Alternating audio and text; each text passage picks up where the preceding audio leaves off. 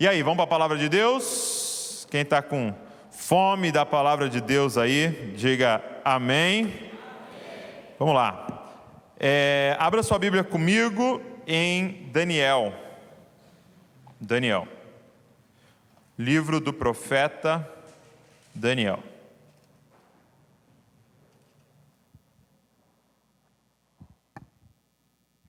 Livro do profeta Daniel. Vamos ler o capítulo de número 3. Daniel, capítulo 3.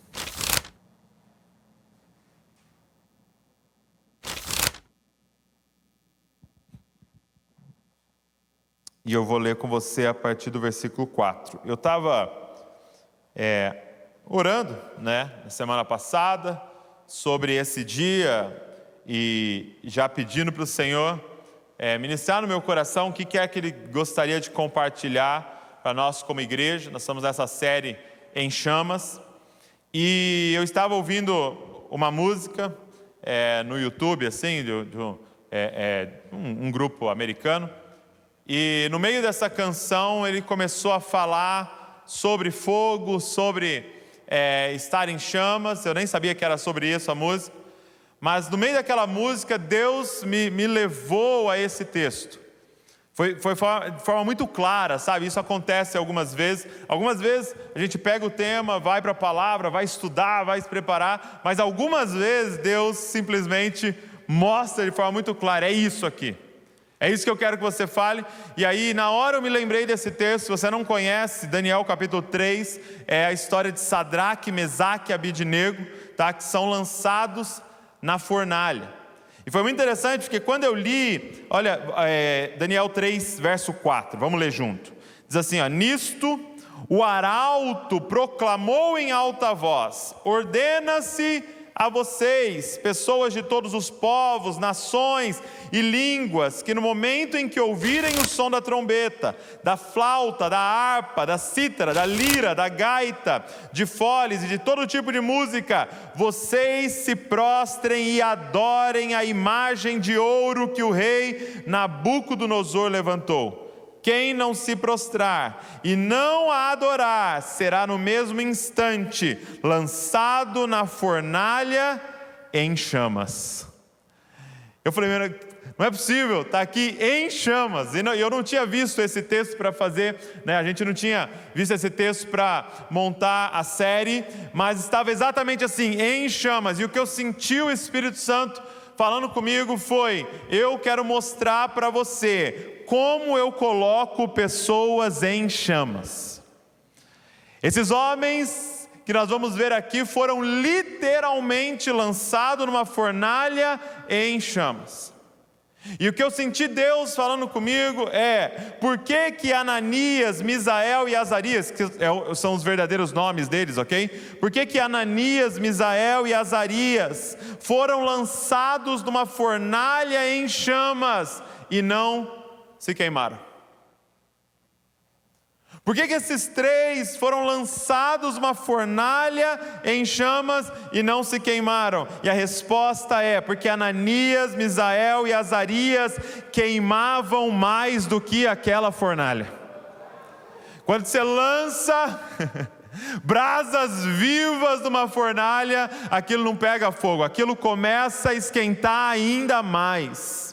Cara, Deus quer colocar essa geração em chamas. O que nós estamos falando aqui domingo após domingo é que nós não aceitamos ser uma igreja morna. Nós não aceitamos, gente.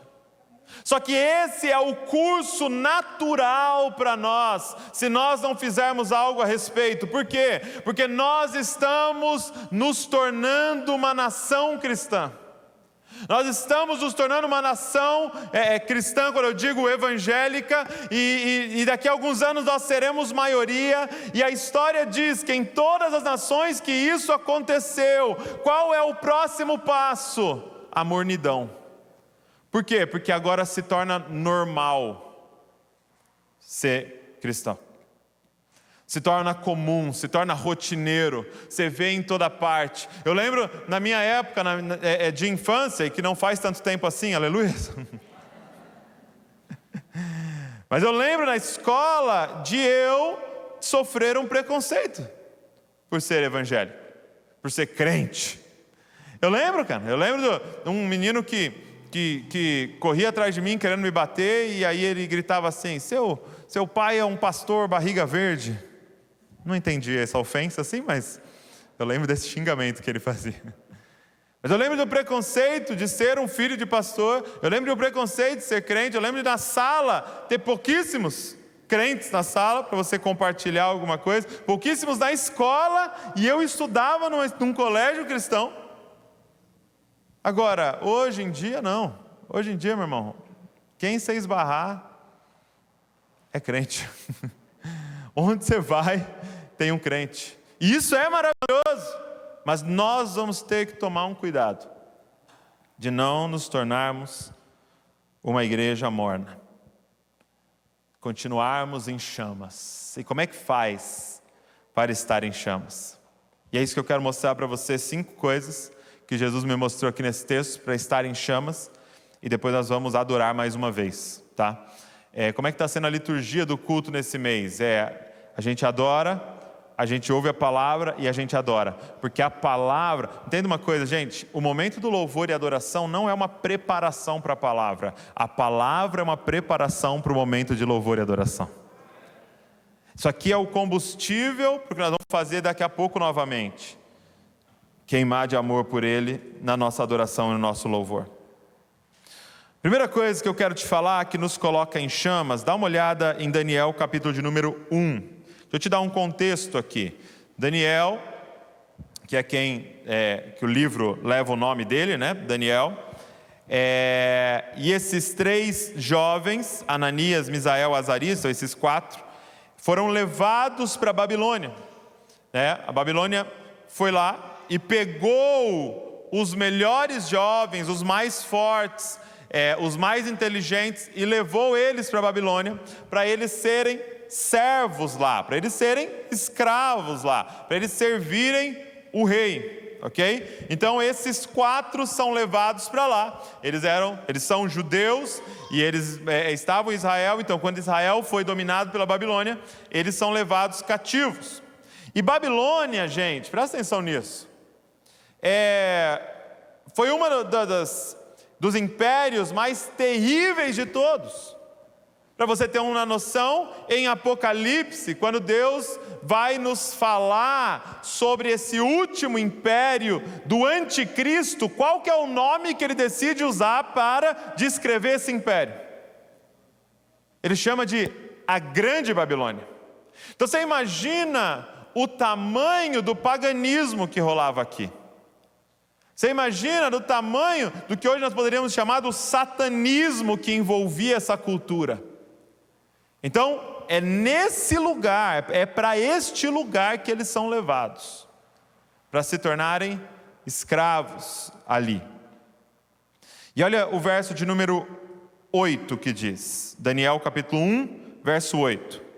Daniel resolveu, não se contaminar com as finas iguarias do rei, nem com o vinho que ele bebia. Por isso, pediu ao chefe dos eunucos que lhe permitisse não se contaminar. O que está dizendo aqui? Daniel chega para o chefe dos eunucos, ou seja, aquele que cuidava dos servos do rei, e esses jovens tinham um privilégio. Eles poderiam comer da comida do rei. Então você imagina que era, cara, a parada mais top que tinha naquele reinado. E nós estamos falando sobre o império que dominava sobre o planeta. Então nós estamos falando do império mais rico, nós estamos falando da casa do rei, nós estamos falando da comida que esse homem mais poderoso do planeta comia, e eles estavam liberados para comer dessa mesma comida e tomar da mesma bebida, do mesmo vinho que ele.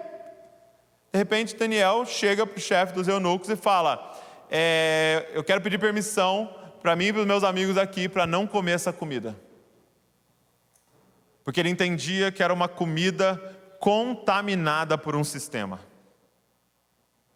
Ele entendia que aquilo iria contaminá-los. O primeiro aspecto de alguém em chamas, gente, se chama santidade ao Senhor. Meu irmão, não tem uma igreja em chamas sem santidade. Não existe uma vida em chamas sem santidade. Não se engane, cara, com uma pregação de uma graça barata, de que é possível queimar de amor por Jesus e não andar em santidade. Seria como eu dizer: olha, eu sou completamente apaixonado pela Val e tenho 3 amantes. Espera aí. Uma das suas coisas tem que ser mentira. Então não diga para mim: eu estou em chamas e eu me deito com os ídolos dessa geração. Uma das duas coisas tem que ser mentira. Só tem como estar em chamas se você está vivendo em santidade. Se você está vivendo em santidade, é o caminho para ser colocado em chamas. Gente, por que esses 4 jovens, esses 4 homens estavam em chamas no meio do pior império da história? Como estar em chamas no meio desse caos? Chama santidade. Agora, o que é santidade, gente? O conceito de santidade na Bíblia é diferente do que muitas vezes a gente pensa. Porque a gente pensa em santidade, logo vem na nossa mente a palavra perfeito. Quando a gente pensa em santidade, a gente pensa em algo sem falha, algo que nunca erra. Esse não é o conceito de santidade na Bíblia. É claro que quando nós falamos de Deus é santo, santo, santo, claro que sim, Ele vai ser perfeito, Ele nunca vai errar. Mas quando santidade é aplicada para nós, a palavra usada é kadosh. Quem lembra da banda Kadosh? Alguém aqui? Ixi, você levantou a mão, entregou a sua idade na hora. Kadosh, meu irmão.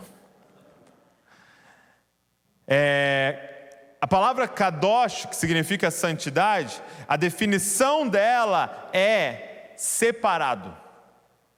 Então, por exemplo, a Bíblia vai falar que haviam utensílios no templo que eram santos. Então tinha lá uma taça que era santa. A minha pergunta é a seguinte: isso diz que essa taça é perfeita? Que ela não tem absolutamente nenhuma falha, que ela é completamente simétrica e perfeita, que ela é do material mais valioso do universo? Não! O que significa que um objeto no templo era santo, gente? É que esse objeto, que era um objeto como outros, foi separado para uso exclusivo de Deus. Meu irmão, o que significa ser santo? O que significa viver em santidade ao Senhor? Significa que você resolveu se separar para uso exclusivo do Senhor. Não significa que você nunca vai errar, que você é totalmente perfeito, que quando você abre a sua boca é só perfeição que sai da sua boca, quando você toma uma decisão ela é perfeita. Não, significa um coração que quer ser completamente separado ao Senhor. É alguém que acorda e fala: Senhor, eu sou de uso exclusivo teu, eu não sou usado para outras coisas, eu sou de uso exclusivo teu. Isso se chama santidade. A primeira coisa, gente, se você quer estar em chamas, você precisa se arrepender hoje aqui. Se arrepender dos seus pecados, se arrepender das suas iniquidades, que são pecados contínuos que você tem como rotina na sua vida. Nós precisamos de arrependimento para que o fogo de Deus venha sobre nós. Agora, qual é a grande mentira de Satanás para nós não andarmos em santidade? Olha o que diz o verso 10. No 8, nós lemos, Daniel resolveu não se contaminar com as finas iguarias do rei, nem com o vinho que ele bebia, por isso pediu ao chefe dos eunucos que lhe permitisse não se contaminar. Verso 9. E Deus concedeu a Daniel misericórdia, compreensão da parte do chefe dos eunucos. Agora olha a mentira. Essa mentira é padrão, gente, para que você não ande em santidade. Você que está em casa, você que está aqui com a gente, ouve isso. Verso 10. Porém, o chefe dos eunucos disse a Daniel: tenho medo do meu senhor, o rei, que determinou que vocês devem comer e beber. E se ele perceber que o rosto de vocês está mais abatido do que o rosto dos outros jovens na mesma idade. Qual é a mentira para você não andar em santidade? É que se você andar em santidade, você vai perder o melhor dessa vida. Se você andar em santidade, você vai ser um jovem pálido. Se você andar em santidade, você vai ser alguém fraco diante dessa sociedade. Que se você andar em santidade, você não vai ter uma vida de prazer. Esta é a grande mentira de Satanás, que impede pessoas aqui dentro, cara, e que está me assistindo, em não andar em santidade. Cara, quantas vezes você, eu, anunciamos, eu sou crente, eu sirvo a Jesus, eu vou na igreja. Qual que é a primeira coisa que a pessoa pensa ou verbaliza?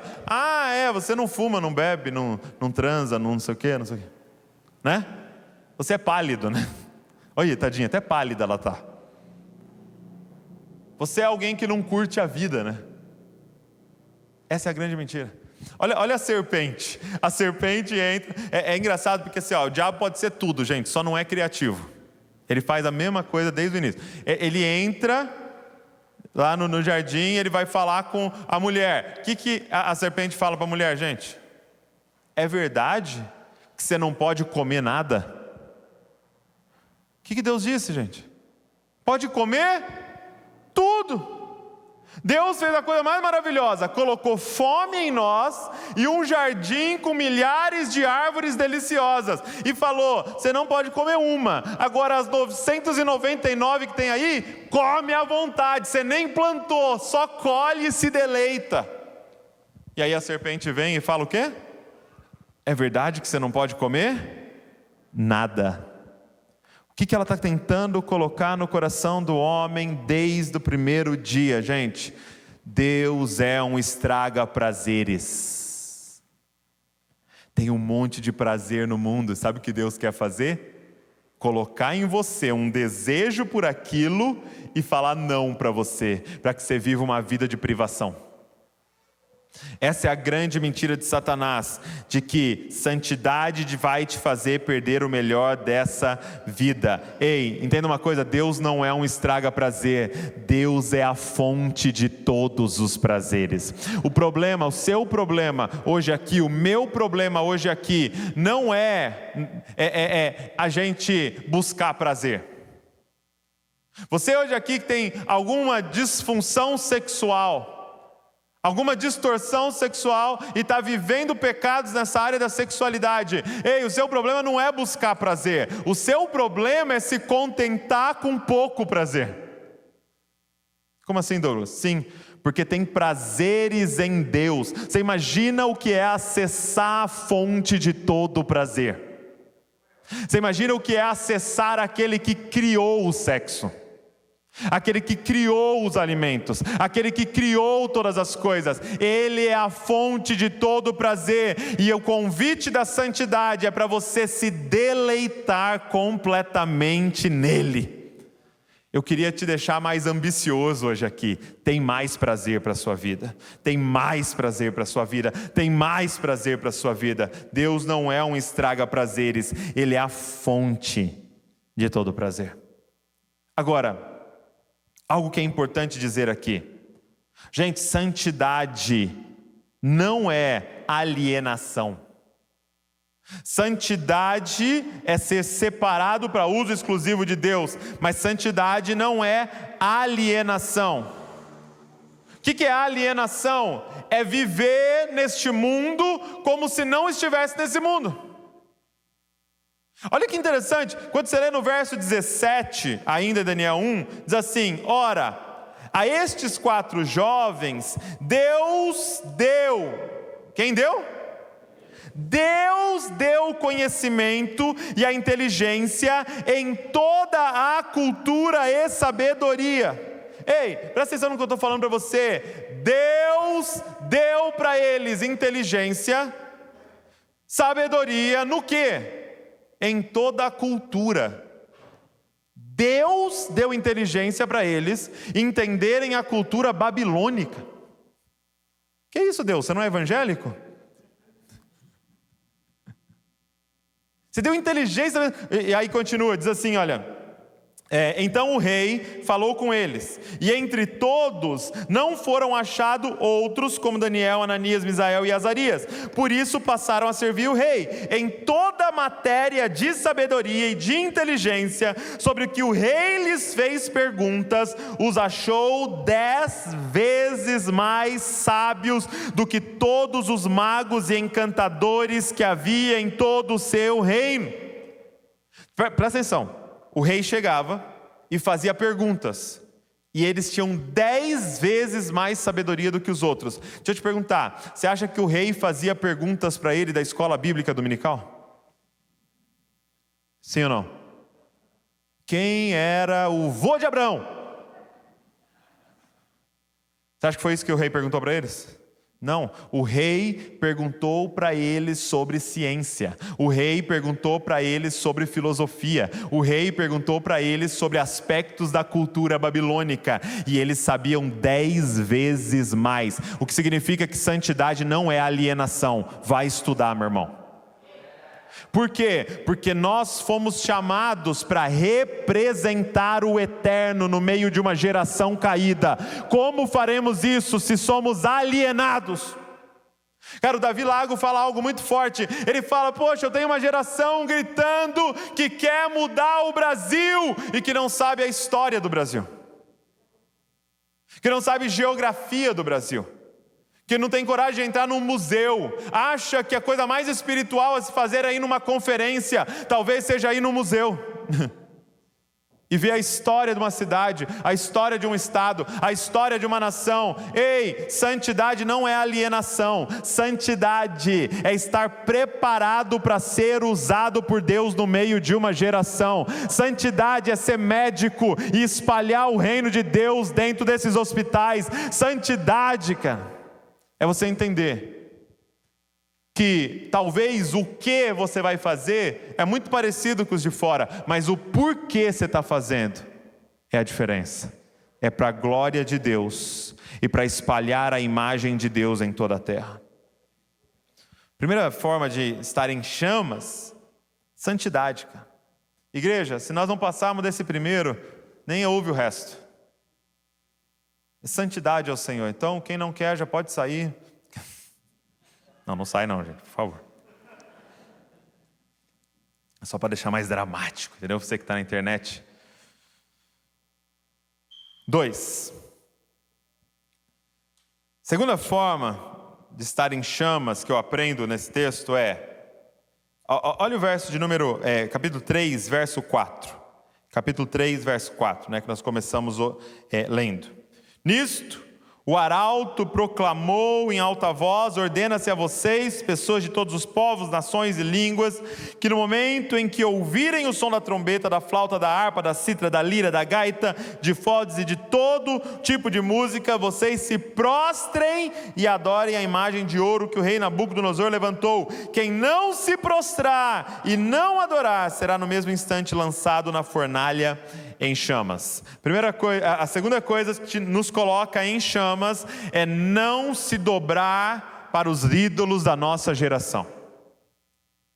Quem são as pessoas em chamas, gente? São aqueles que têm a coragem de não se prostrar para os ídolos de hoje.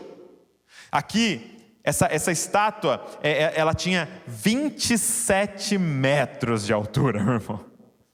Ou seja, era visto de qualquer ponto da cidade, olhava e você via aquele ídolo levantado. E aí o rei fala: quem não se prostrar diante dessa estátua vai ser colocado em chamas. Ó a profecia: quem não se prostrar diante dessa estátua vai ser colocado em chamas. Quem são aqueles que querem ser colocados em chamas? Sabe, quando eu li isso, eu senti Jesus falando comigo, e eu quero passar isso para você.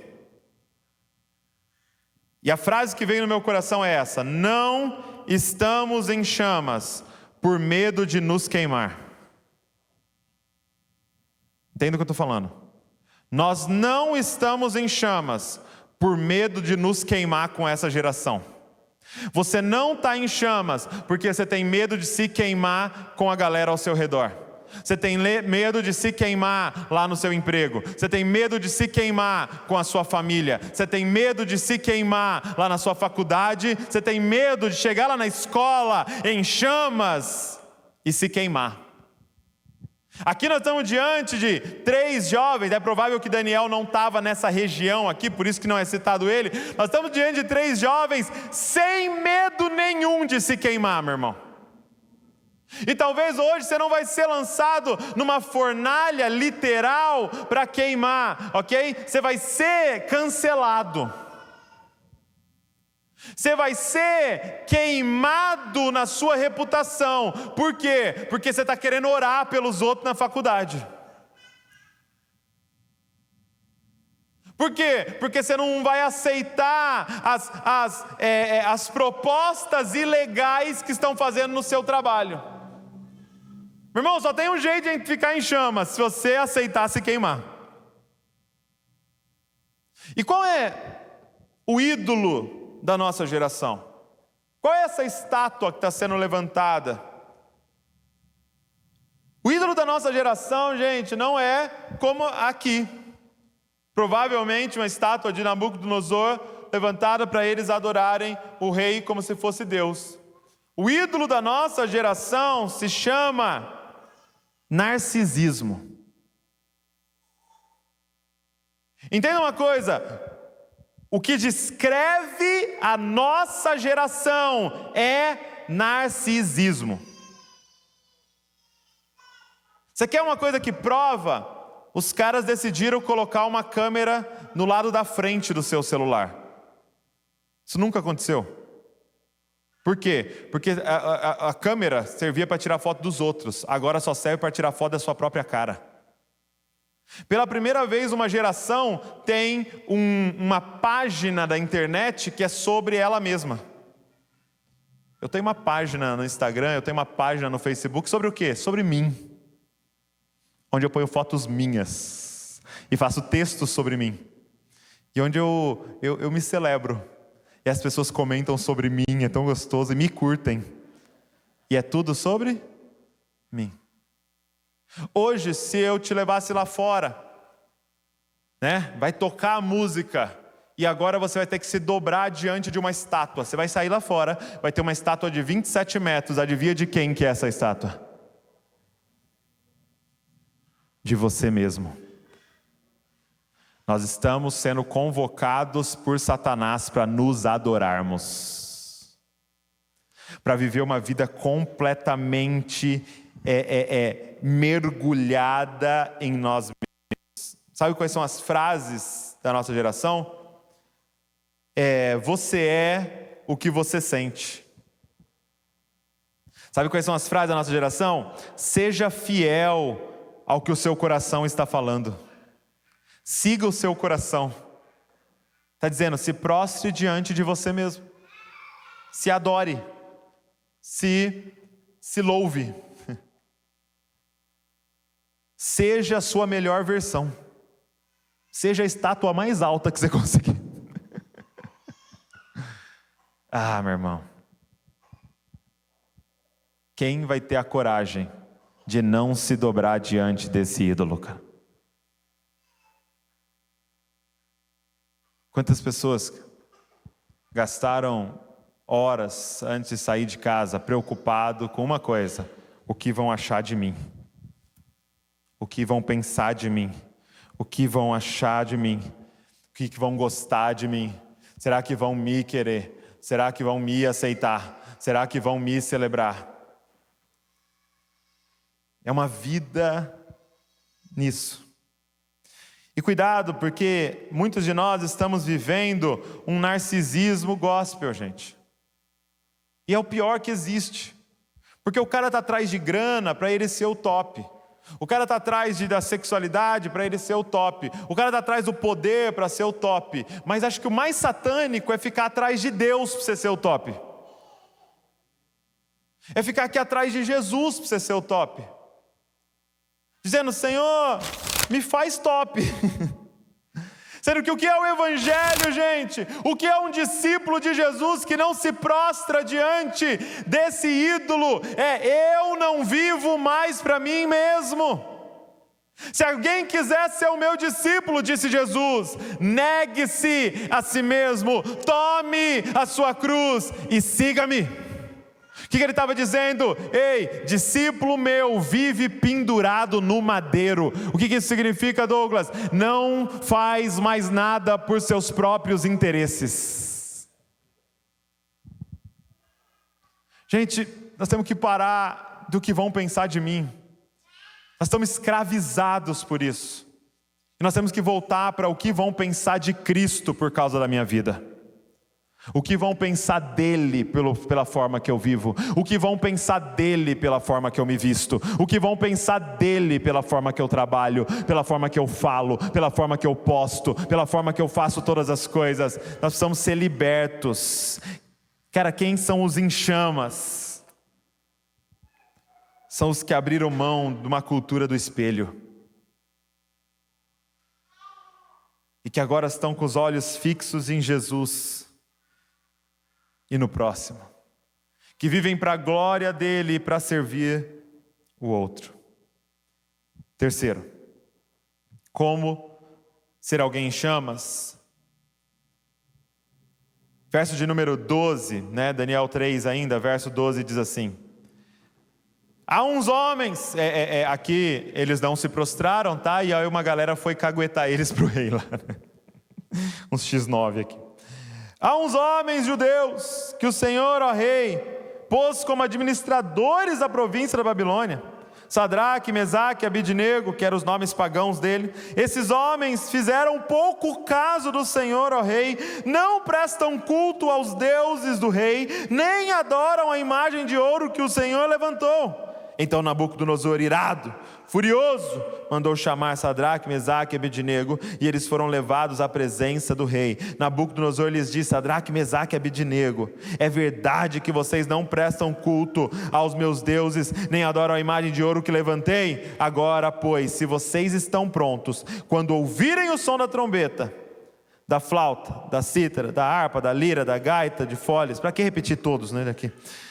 Prostrem-se e adorem a imagem que eu fiz. Mas se não adorarem, serão no mesmo instante lançados na fornalha de fogo ardente. E quem é o Deus que os poderá livrar das minhas mãos?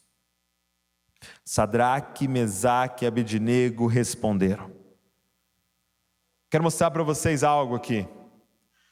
Se você quer estar em chamas, a comunhão verdadeira te coloca em chamas. Nós estamos vendo aqui não um homem, uma pessoa que decidiu não se dobrar diante dos ídolos, que decidiu se separar. Nós estamos vendo uma comunidade que decidiu. Nós estamos vendo aqui uma célula que decidiu. Nós estamos vendo um DNA que tomou essa decisão. Nós estamos vendo um grupo de discipulado que tomou essa decisão. É eles, um dando força para o outro. Talvez algum fez assim, o outro pegou aqui, não! Nós não vamos nos dobrar, mas a fornalha, nós já estamos queimando, meu amor. Nós já estamos queimando. Cara, só tem um jeito da gente ser colocado em chamas, é pela igreja do Senhor, mas de verdade. Não é você vir aqui atrás da sua bênção, do seu tempo com Deus, não, é você vir aqui ter uma aliança com a gente, de um grupo que vai se levantar e falar, nós não vamos nos prostrar. É muito doido você ler, Sadraque, Mesaque e Abidnego responderam ao rei. Não é Sadraque que tomou a frente, falou, deixa eu responder ao rei. Não é Abidnego que tomou a frente, não é Ananias, eles, os três, quase que num coro, disseram, nós não vamos nos prostrar. Quando você olha Atos capítulo 2, que foi o texto que a gente viu na semana passada, qual é o grande lance de Atos 2? Qual é o grande lance do pré-avivamento e do pós-avivamento? Estavam todos juntos no mesmo lugar, unânimes em oração. Só tem um jeito, gente, para ser colocado em chamas: unidade ao Senhor. Unidade, só tem um jeito: se nós estivermos juntos. Uma brasa não vai fazer acontecer, gente, mas se nós estivermos juntos queimando de amor ao Senhor, nós somos colocados em chamas. Quando alguém está se apagando, encosta no outro e volta a estar em chamas, e o outro está se apagando. Gente, entenda uma coisa: por que o diabo quer tanto nos dividir? O diabo, gente, consegue nos dividir. Presta atenção no que eu vou te falar agora, você que está aí na internet. O diabo consegue nos dividir quando nós estamos falando de salvação. Vamos falar da coisa mais maravilhosa que existe: salvação. Aí o diabo joga assim: mas é salvo para sempre ou pode perder? Os caras já, opa, o que você é? Falando de salvação aqui, ó. Cara, porque ele sabe, cara, se nós ficarmos juntos numa aliança verdadeira, se nós ficarmos juntos numa aliança verdadeira, que a gente fala, nós vamos rir junto, mas nós vamos chorar junto. Se for para ir para a fornalha, nós vamos juntos. Se for para ser coroado, nós vamos juntos. Se nós permanecermos juntos, nós vamos ser colocados em chamas. Gente, viver igreja de verdade nos coloca em chamas. Eu quero que se levante uma geração disposta a pagar um preço pela unidade, cara. Disposta a pagar um preço. Ei, só que isso, gente, não é romântico. Não é romântico o que eu estou falando. Não é, vem aqui e vamos ficar juntinho, abraçadinho, gostoso. Não, gente, a Bíblia chama do ferro afiando o ferro. Já viu ferro batendo em ferro? Saindo faísca? É disso que ela está falando. Só que nós temos uma aliança. Só que nós temos aqui um pacto, um compromisso.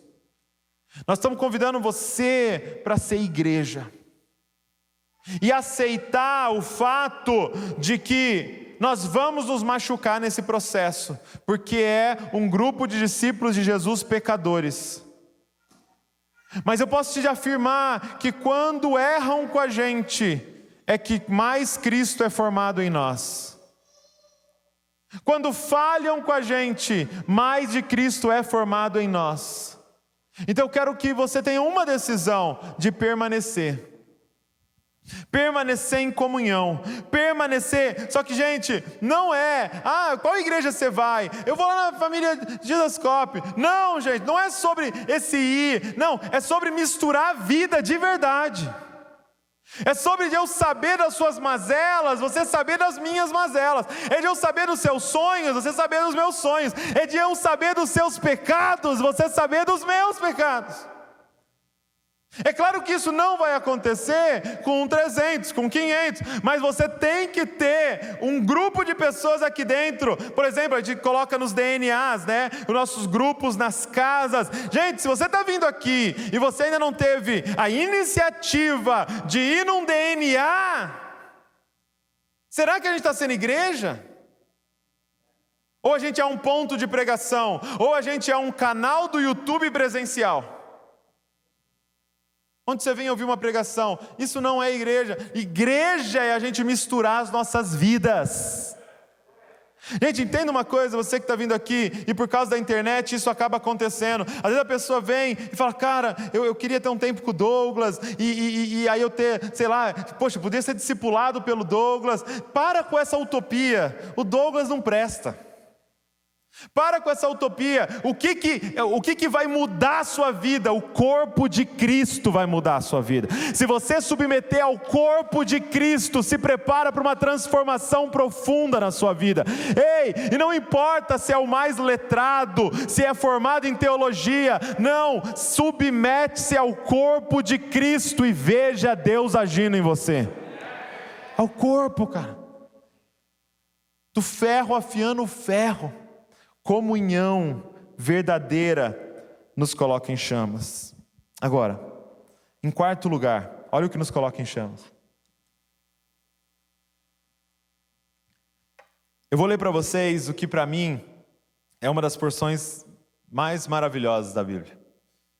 Essa fala desses 3 jovens, gente, como queima no meu coração isso que eles falam. Olha a resposta que eles dão ao rei, depois de ele falar que vai jogá-los na fornalha se eles não se prostrarem. Daniel 3,15, abre aí, Daniel 3,15. Agora, pois, se vocês estão prontos, quando ouvirem o som da trombeta, da flauta, da cítara, da harpa, da lira, da gaita de foles, prostrem-se e adorem a imagem que eu fiz. Mas se não adorarem, serão no mesmo instante lançados na fornalha de fogo ardente. E quem é o Deus que os poderá livrar das minhas mãos? Sadraque, Mesaque e Abednego responderam ao rei: ó rei Nabucodonosor, quanto a isso não precisamos nem responder. Se o nosso Deus a quem servimos quiser livrar-nos, Ele nos livrará da fornalha de fogo ardente das suas mãos, ó rei. E mesmo que Ele não nos livre, fique sabendo, ó rei, que não prestaremos culto aos seus deuses, nem adoraremos a imagem de ouro que o Senhor levantou.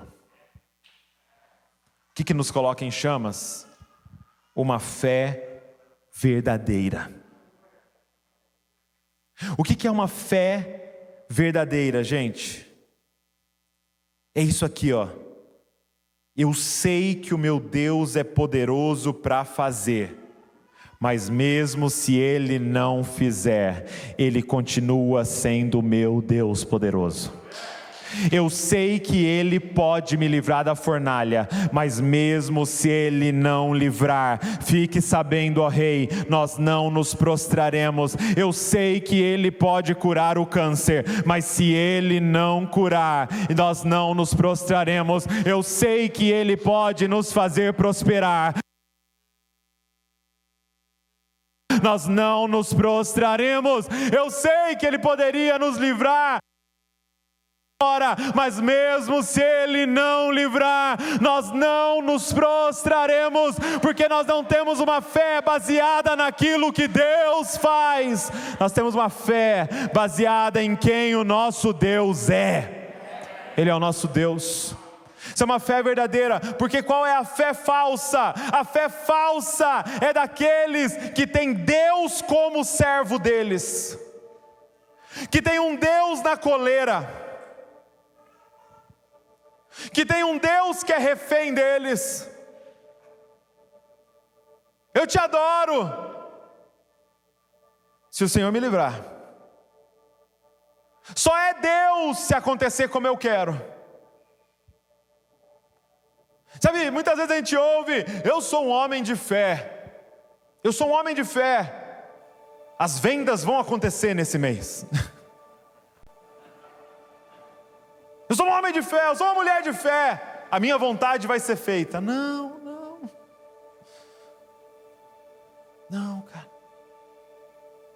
Se você é um homem de fé, diga: ainda que as vendas não aconteçam, não importa, eu não vou sonegar impostos.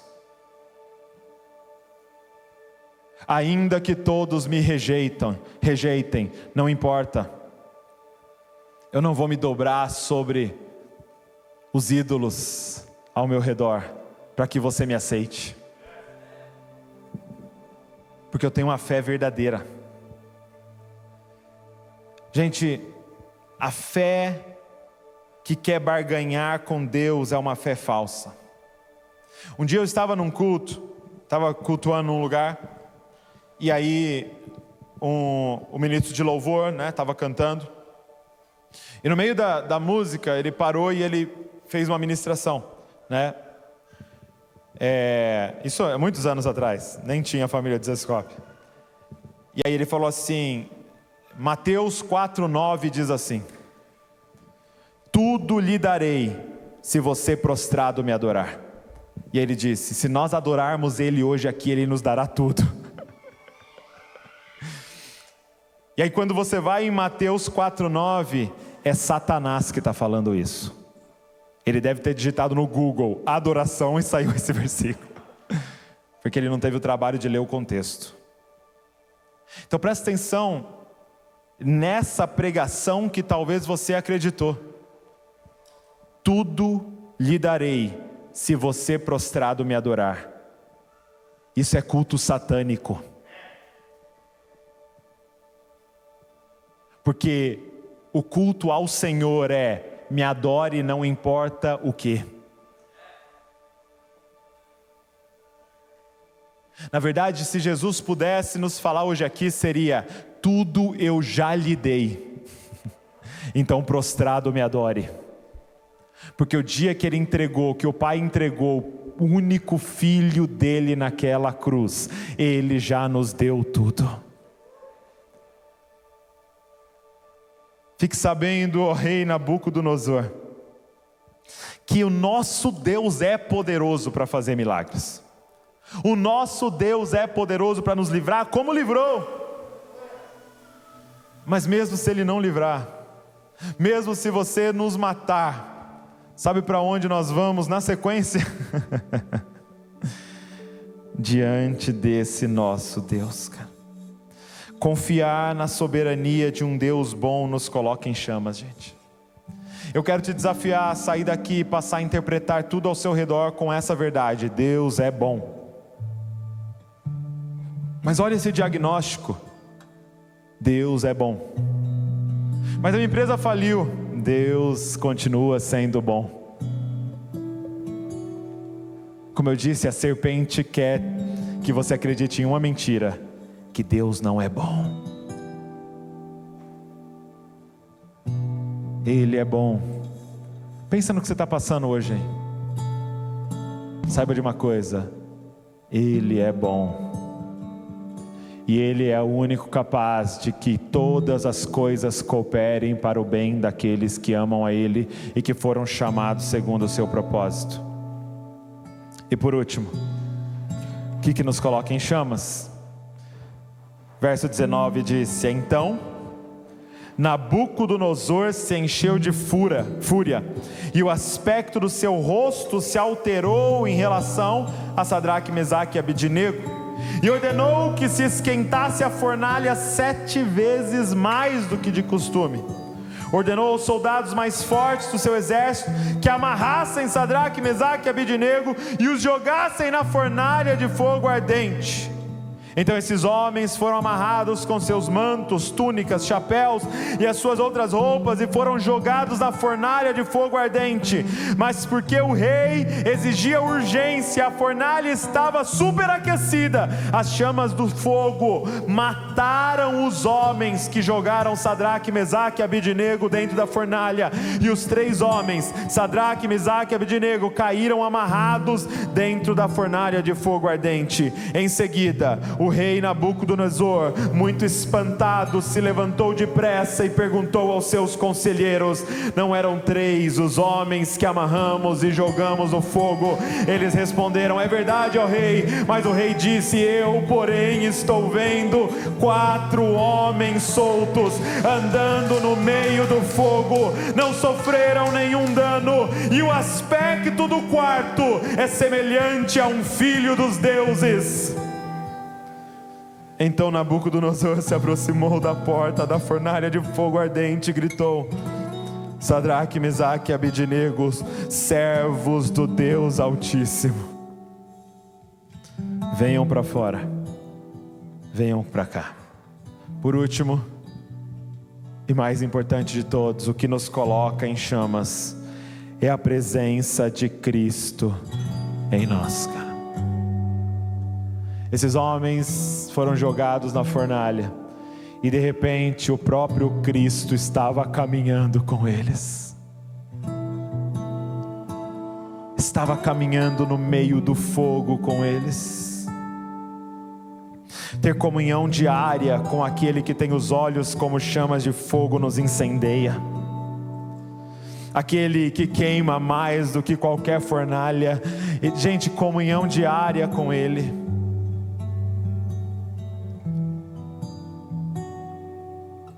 Fica de pé no seu lugar.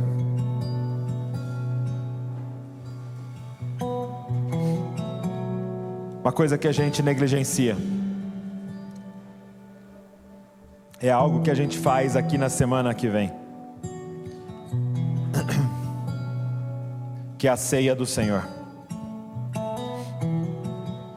Muitas vezes a gente não tem noção do que nós estamos declarando na ceia do Senhor.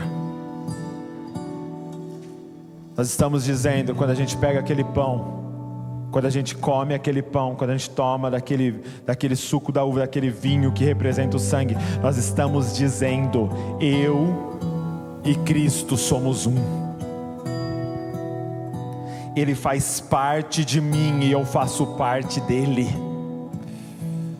Salvação nas Escrituras, gente, é unidade com Cristo. Paulo vai usar esse termo com frequência, dezenas de vezes. Em Cristo, em Cristo. É aqueles que já estão dentro dessa fornalha, é aqueles que estão em Cristo Jesus, estão queimando completamente.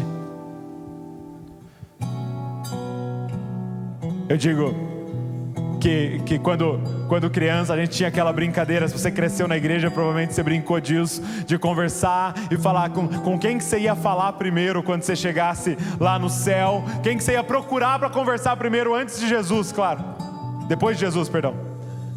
Quem que você ia querer falar primeiro? Aí muitos falam: eu queria falar com Moisés, eu queria falar com Josué, eu queria falar com Daniel. Aí eu falava: não, eu queria falar com Sadraque, Mesaque e Abednego. Porque a gente lê algo como isso e pensa: meu Deus, você imagina você ser lançado numa fornalha, não queimar, e de repente Jesus começar a caminhar junto com você. Você imagina receber uma visita de Jesus. Você imagina Jesus agora aqui, andando no nosso meio, nesse lugar, cara. Eu não sei você, mas eu já me peguei lendo os evangelhos e sentindo uma pequena inveja dos apóstolos, dizendo: Mateus, você andou com o homem, né? Pensando: Pedro, você relou nele. Mas posso te propor uma coisa? Quando nós chegarmos lá e procurarmos Sadraque, Mesaque, Abednego e falarmos: ei, como é que foi ver ele naquela fornalha? Pode ser que ele nos pare antes e fala: antes de você perguntar, deixa eu fazer uma pergunta: como é que era ter ele vivendo em você? Porque nós vimos uma vez ele na fornalha, mas Paulo declara: Cristo em nós é a esperança da glória. Esse homem em chamas habita em nós. Dá espaço para ele queimar na sua vida, cara. Dá espaço para ele queimar no seu coração. Feche seus olhos aqui agora.